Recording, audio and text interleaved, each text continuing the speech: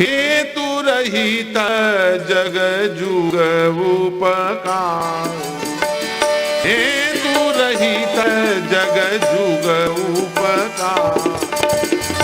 तुम तुम्हार सेवक असुरारी, तुम तुम्हार सेवक असुरारी, तुम तुम्हार सेवक असुरारी, तुम तुम्हार सेवक असुरारी। हेतु रहित जग जुग उपकार, हेतु रहित जग जुग उपकार, हेतु रहित जग जुग। बिना कारण के केवल महात्मा और परमात्मा ही हमारा कल्याण कर सकते हैं, हमारा काम कर सकते हैं। बाकी सब स्वार्थी, बिना स्वार्थ के कोई किसी का काम।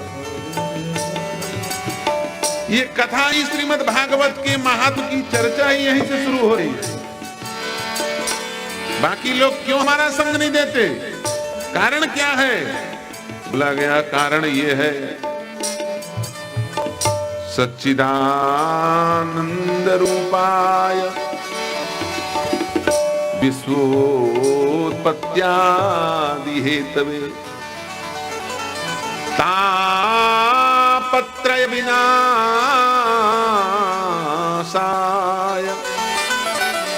श्री कृष्णाय वयं नुमः। ये जो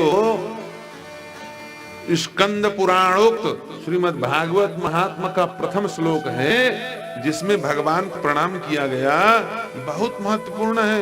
सच्चिदानंद रूपाय विश्वोत्पत्त्यादि हेतवे, ये केवल प्रणाम नहीं है,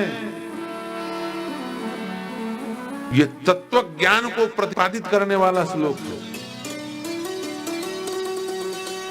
धर्म सम्राट श्री स्वामी करपात्री जी महाराज 6 महीना इस श्लोक पर बोले थे, इसी श्लोक पर। आगे भागवत कथा नहीं हुई, फिर यहीं से सब काम चला।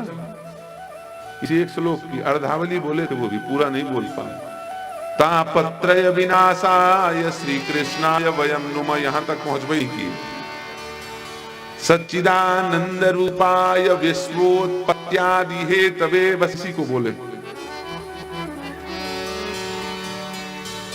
अब 6 दिन यही मान लो श्लोक, वो 6 महीना बोले, हम 6 दिन बोले तो भटगांव वालों का दिमाग घूम जाएगा।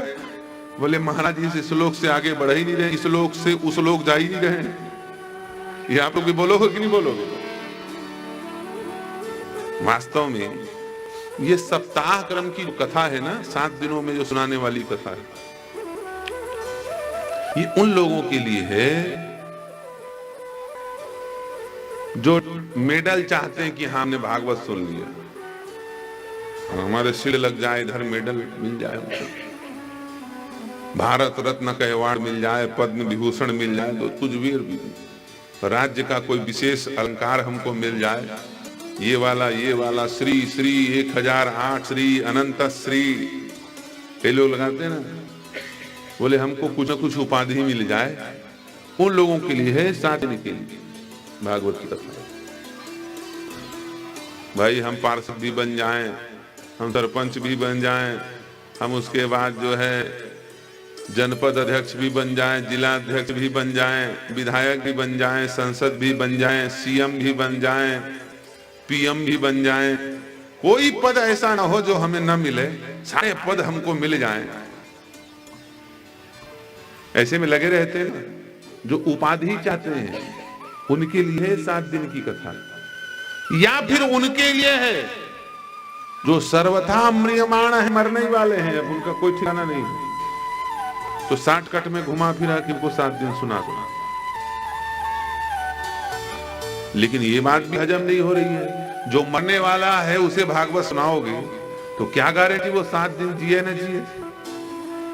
पता चला तीसरे दिन राम नाम सत्य हो जाए तो भागवत की कथा पूरी नहीं होगी। तो वेद व्यास जी ने कहा, ये भैया ये 7वां दिन के चक्कर में मत पड़ो।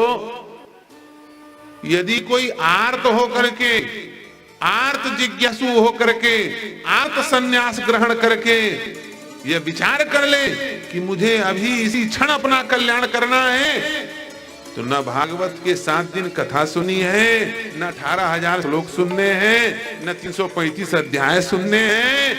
वो तो श्लोकम श्लोक आर्धम वा, एक श्लोक नहीं तो आधा श्लोक, आधा श्लोक नहीं तो आधा का आधा न बने।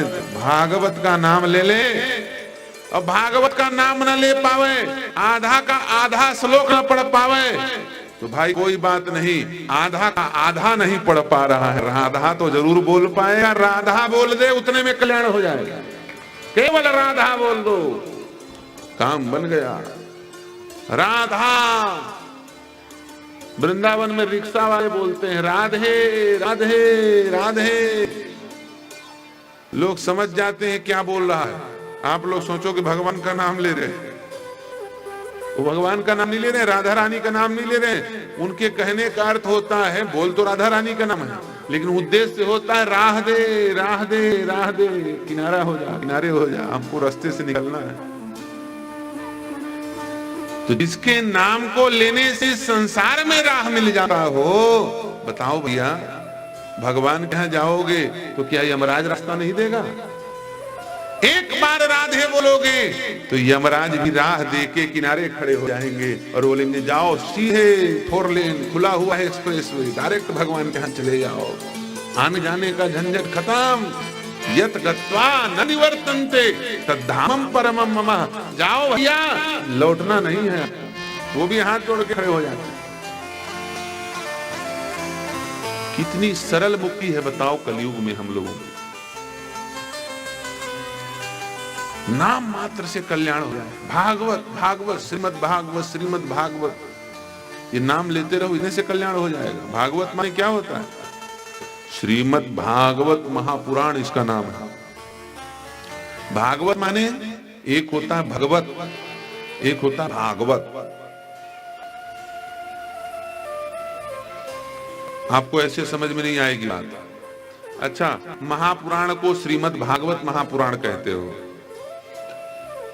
और गीता को श्रीमद् भागवत गीता कहते हो। अब जिसको शब्द का ज्ञान नहीं वो कुछ भी कह दे। हम भी बता रहे थे ना, जिसको शब्द का ज्ञान नहीं वो कुछ भी बोल सकता है। बड़े उठांग शब्द बोलते हैं कई लोग। प्रवनौ पवन कुमार खलबल पावक ज्ञान। खलबल ऐसे खलबला के बोलते हैं, खलबल जैसे ये जो है ये विद्यावाचस्पति हैं। हाँ, ये भगवान जाने कहां से आए हैं, इतने बड़े व्याकरणाचार्य बोलेंगे खलबल पावक ज्ञान घन। शब्द क्या पता ही नहीं है खलबल माने क्या होता है। हमने कहा तुम बोल तो रहे हो खलबल, ये व्याकरण के बड़े पढ़ने वाले हैं हमारे सत्यम जी, बनारस के आचार्य हैं, शिष्य हैं, हमारे साथ ही रहते हैं और बड़ी अच्छी कथा भी कहते हैं। बताओ खलबल होता है क्या? कोई शब्द होता है खलबल? नहीं होता कोई शब्द। वानराणाम धीसम, उसको लोग क्या कहते हैं? वारणानाम बोलते हैं कि नहीं बोलते हैं? वारणानाम, वारणा का मतलब वारुणी मदिरा, शब्द ही बदल गया। वानर को जो है मदिरा में परिवर्तित कर दिया। एक शब्द आगे पीछे बोल दो, बोलने वाले खुद ही बोल सकते हैं। खलबल, खलबल नहीं भैया, खलबन पावक ज्ञान घन। असुर रूपी जंगलों को जलाने वाले चिंगारी के रूप में श्री हनुमान जी महाराज हैं, जिनके नाम सुनते ही असुर रूपी वन जल करके भस्म हो जाए। ये शब्द है। तो किस शब्द के बारे में चर्चा चल रही थी? कहां से बात बोले? ये खलबल कहां से आ गया बीच में? जब खल आ जाए जहां तो मामला बिगड़ जाता है। अचानक ये खल कहां से आ गया? किसी चीज का उदाहरण देते देते खलबल में पहुंच गए। शब्द का ज्ञान जिसे ना हो वो कुछ भी कह सकता है। कई लोग कहते हैं श्रीमद् भागवत गीता, ये कहते नहीं कहते हैं श्रीमद् भागवत गीता। साहू जी, भागवत गीता नहीं होता, श्रीमद् भगवत गीता। क्या शब्द है? श्रीमद् भगवत गीता, भगवान के द्वारा बोला गया, भगवता प्रोक्तः, भगवान ने बोला स्वयं, इसलिए वो भगवत गीता है, भगवान से संबंधित है। तो आप बोलोगे भागवत भगवान से संबंधित नहीं है, इसका नाम भागवत क्यों है? सुन लो, गीता जी का संबंध भगवान से है और भागवत जी का संबंध भक्तों से है। भक्तों से, महत भक्तों से संबंध रखने वाला ग्रंथ भागवत महापुराण कहलाया और भगवान से संबंध रखने वाला ग्रंथ श्रीमद् भगवत गीता। अंतर है दोनों। भागवत, इसका नाम ही कोई ले, भागवत भागवत, भागवत माने भक्त होता है। और सुन लो, कोई व्यक्ति भगवान का नाम ले तो भगवान जल्दी प्रसन्न नहीं होते, उनके भक्तों का कोई नाम ले तो भगवान बड़े प्रसन्न हो जाते हैं। एक ग्रंथ का नाम ही है भक्तमाल।